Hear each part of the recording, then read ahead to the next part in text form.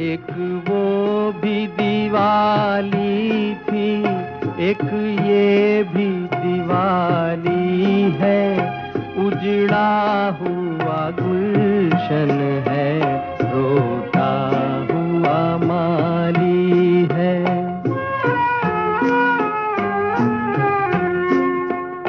एक वो भी दिवाली थी, एक ये भी दिवाली है, उजड़ा हुआ गुलशन है, रोता हुआ माली है।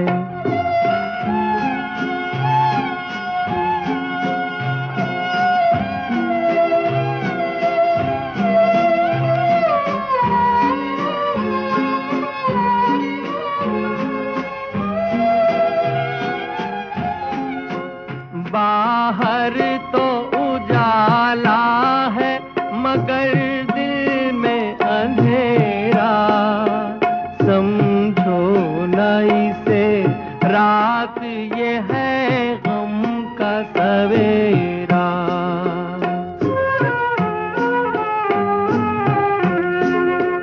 बाहर तो उजाला है मगर दिल में अंधेरा, समझो न इसे रात ये है गम का सवेरा।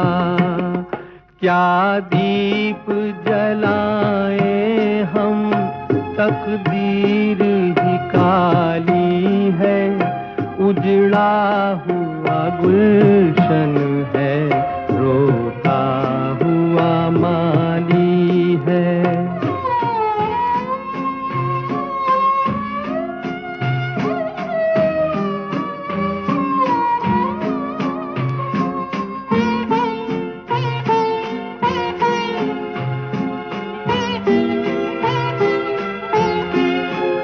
ऐसे न कभी दीप किसी दिल का बुझा हो, मैं तो वो मुसाफिर हूँ जो रास्ते में लूटा हो।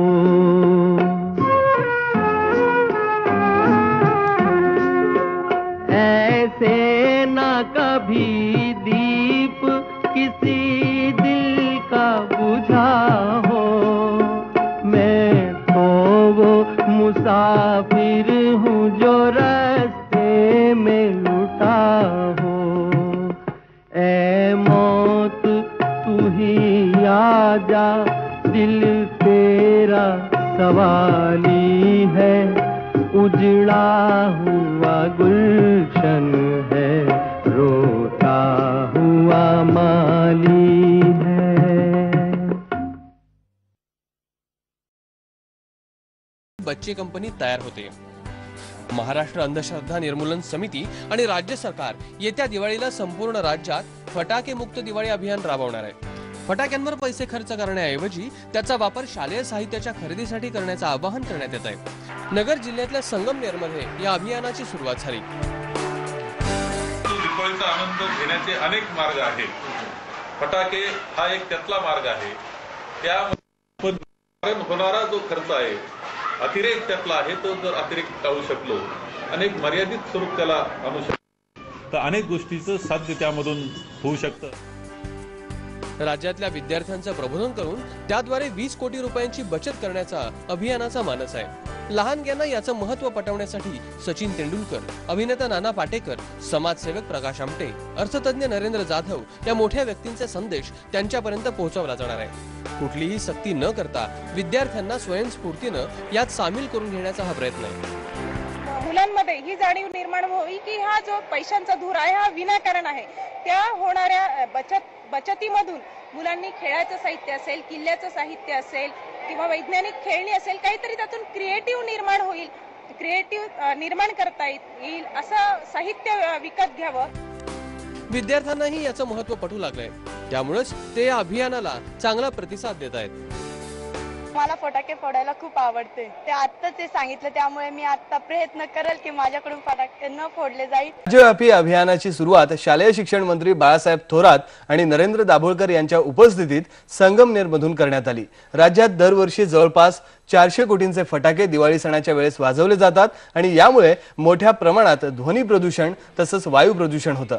फटाके वाजवण्यात बच्चे कंपनीचा मोठा सहभाग असतो, म्हणूनच यात मुलांना सामील करून घेण्यात आलं आहे.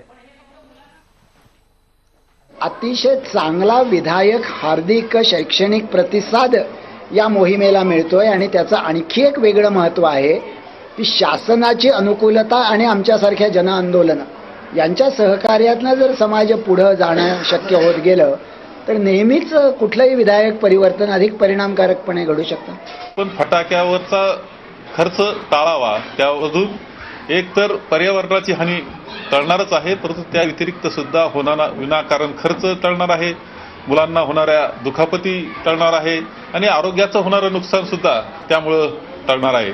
या अनेक फायदे असणारं अशा प्रकारचं हे अभियान आहे, त्यामध्ये आपण सामील व्हावं अशा प्रकारचं आवाहन मी सर्व जनतेला करतो आहे. डॉ. नरेंद्र दाभोळकरांनी फटाके उडवण्याबद्दल बरेच मार्गदर्शन केले, त्यानुसार मी माझ्या दिवाळीमध्ये बरेच फटाक्यांचे पैसे वाचवण्याचा प्रयत्न करील.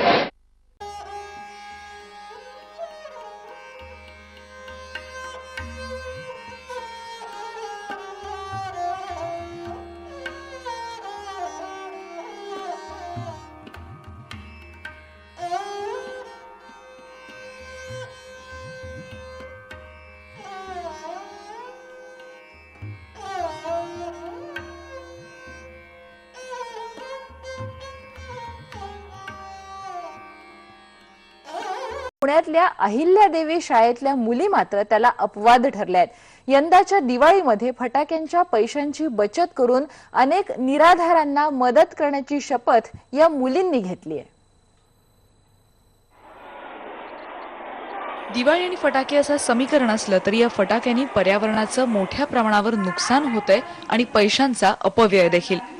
यामुळे अंधश्रद्धा निर्मूलन समिती आणि सामाजिक वनीकरण विभागातर्फे विद्यार्थ्यांना कमीत कमी फटाके उडवण्याची शपथ देण्यात आली. सामाजिक वनीकरणाच्या 8,500 शाळा आणि आमच्या प्रयत्नातून आणखी 2,500 शाळा म्हणजे 20,000 शाळांपैकी 11,000 शाळांच्या पर्यंत आम्ही पोहोचू आणि विद्यार्थ्यांनी संकल्पाद्वारे वाचवलेल्या पैशाची रक्कम जी मागच्या वर्षी 1,70,00,000 होती ती यावर्षी किमान 20 कोटीपर्यंत जाईल असं आम्हाला वाटतं. पुण्यातल्या अहिल्यादेवी शाळेतल्या मुलींनीही कमीत कमी फटाके उडवण्याची शपथ घेतली. हे वाचून मी जास्तीत जास्त गरजू लोकांना म्हणजे ज्या शाळांमध्ये जाऊ शकत नाहीत लोक किंवा लहान मुलं ज्यांना बालकामगार म्हणून घेतलं जातं त्यांच्यासाठी थोडी मदत करू शकते. अनाथ आश्रम आपल्या पुण्यात खूप आहे, त्या मुलांना दिवाळीचे कपडे घेण्यासाठी पैसे द्यायचे किंवा गरीब विद्यार्थ्यांना शिक्षण घ्यायचं असतं पण त्यांच्याकडे पुस्तकच घेण्यासाठी पैसे नसतात, त्यामुळे मग त्यांना पुस्तकं घेण्यासाठी पैसे देणं वगैरे याच्या गोष्टी करेन. महाराष्ट्रातल्या सगळ्या जिल्ह्यांमधल्या शाळांमध्ये विद्यार्थ्यांना ही शपथ दिली जाणार आहे आणि यातून जमा होणाऱ्या पैशांमधून वेगवेगळ्या सामाजिक संस्थांना मदतही केली जाणार आहे.